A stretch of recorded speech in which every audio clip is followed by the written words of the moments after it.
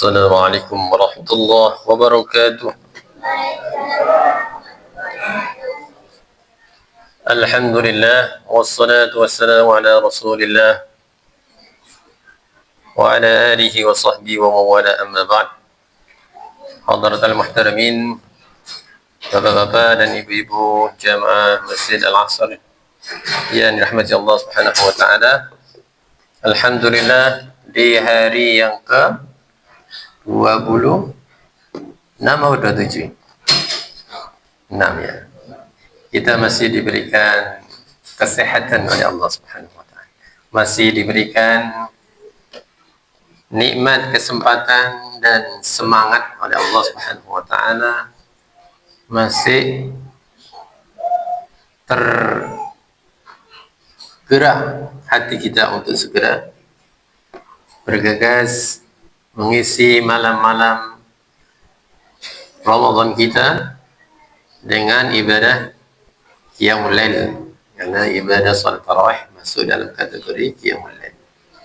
Maka ada sebuah nasihat ulama yang patut menjadi motivasi kita di hari-hari terakhir bulan suci Ramadan. Beliau mengatakan, nisfu Ramadan dhahab wa nisfu Ramadan dhahab. Seakan-akan dua kalimat yang sama tetapi memiliki makna yang berbeda. Nisfu Ramadan dhahab artinya separuh Ramadan, hari-hari yang telah kita lalui dari bulan suci Ramadan telah pergi. Wa nisfu Ramadan dhahab, dan sisa hari Ramadan yang tersisa ini adalah zahab, emas. Maka beliau melanjutkan nasihatnya, fala tufritu fi layalidz zahab. Maka jangan kalian sia-siakan malam-malam emas tersebut.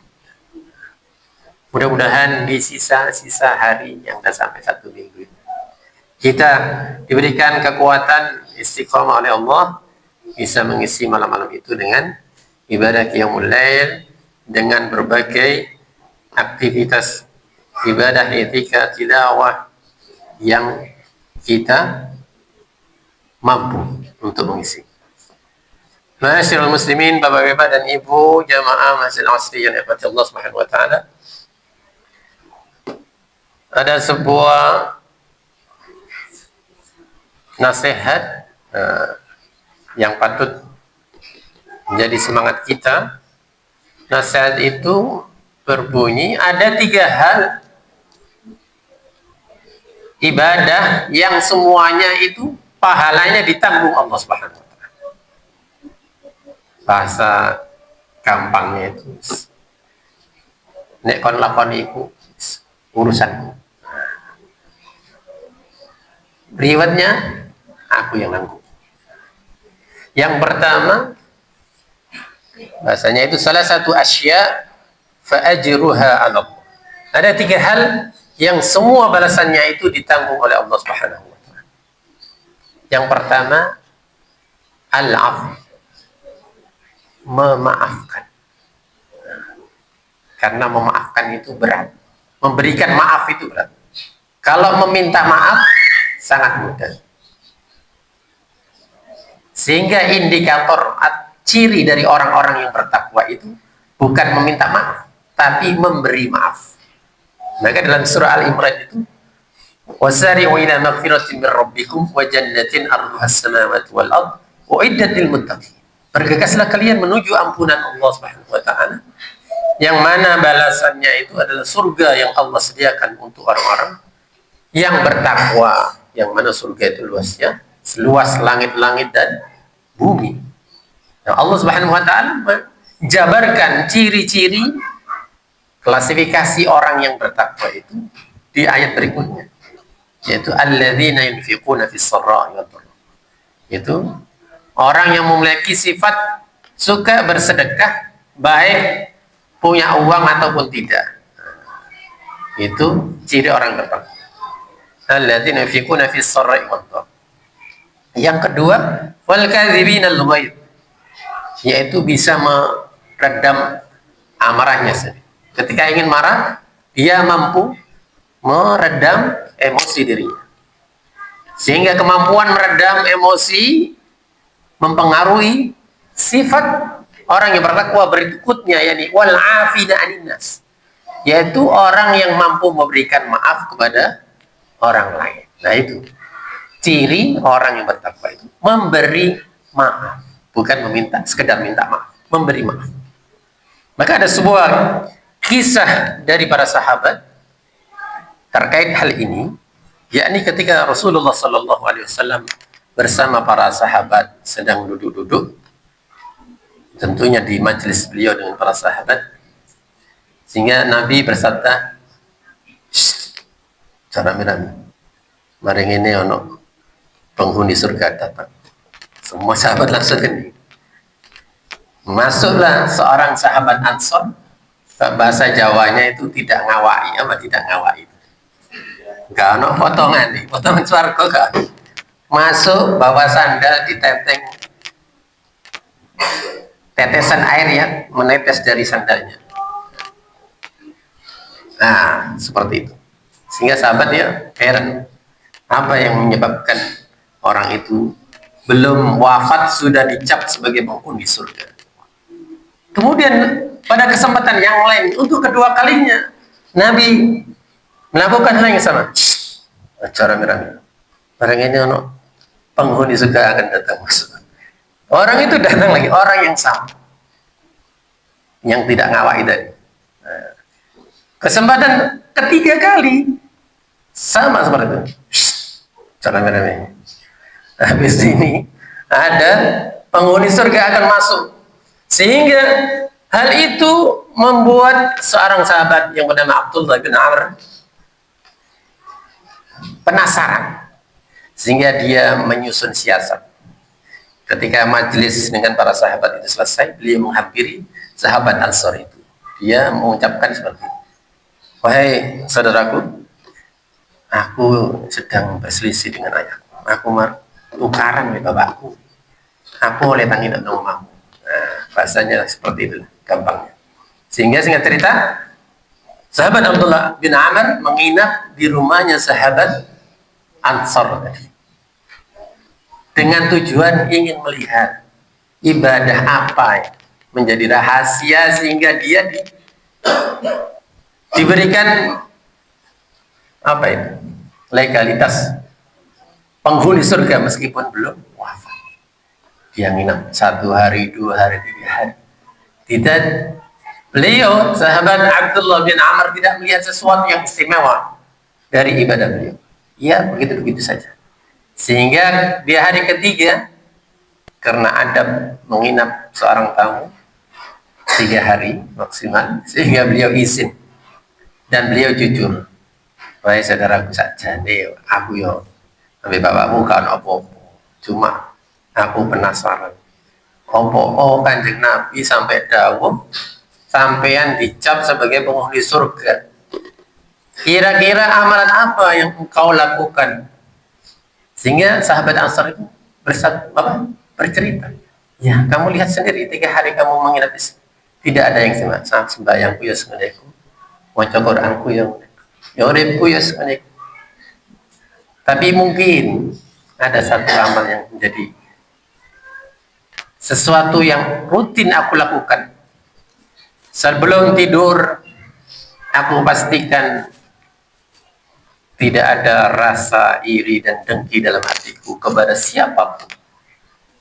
Dan itu tidak akan bisa muncul dalam hati seseorang tanpa bisa memberikan maaf kepada orang lain. Dia maafkan siapapun kesalahan dia yang disengaja ataupun tidak.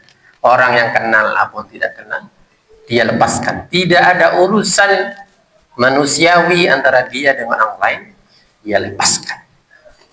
Hal itulah yang disampaikan Abdul Rahman. Ya, itu mungkin yang menjadikan engkau dicap oleh baginda Rasulullah Sallallahu Alaihi Wasallam sebagai penghuni surga meskipun belum wafat. Yang pertama, memberi maaf. Fa ajruhu 'ala Allah. Maka dalam surah Asy-Syura, faman 'afa wa aslaha fa ajruhu 'ala Allah. Barang siapa yang mampu memberikan maaf, maka balasannya ditanggung. Tapi ayat itu diawali dengan kalimat wa jazaa'u sayyi'atin sayyi'atun misluha. Barang siapa yang berlaku buruk, melakukan suatu kejelekan, maka balasannya itu layak diberikan kejelekan pula. Ngantem, balasannya ya diantem. Seperti itu. Tetapi barang siapa yang mau memaafkan, nah, maka itu balasannya ditanggung Allah. Kemudian amalan yang kedua, yang balasannya ditanggung Allah adalah as-sabr, sabar. Orang yang mampu sabar, balasannya tidak terhingga, ditanggung Gusti Allah. Maka dalam Al-Quran, innama yuwaffas sabiruna ajrahum bighairi hisab. Bahwasanya balasan orang-orang yang sabar itu balasannya tidak terhingga, unlimited, tidak bisa terdeteksi nominal angka manusia. Orang yang sabar, maka sabar ya. Maka di dalam ibadah puasa ada unsur sabarnya.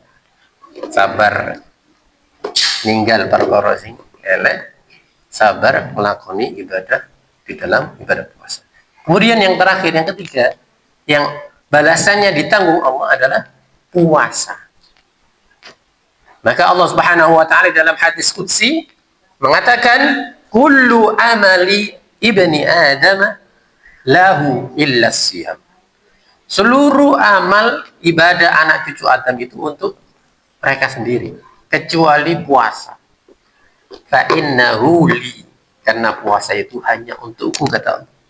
Wa ana ajzi, maka hanya akulah yang layak memberikan balasan ibadah orang-orang yang berpuasa. Maka Allah tidak memberikan rincian pahala orang yang berpuasa di dalam Al-Quran maupun hadis dengan kalimat itu tadi, wa ana ajzi. Urusannya Allah yang memberikan balasan.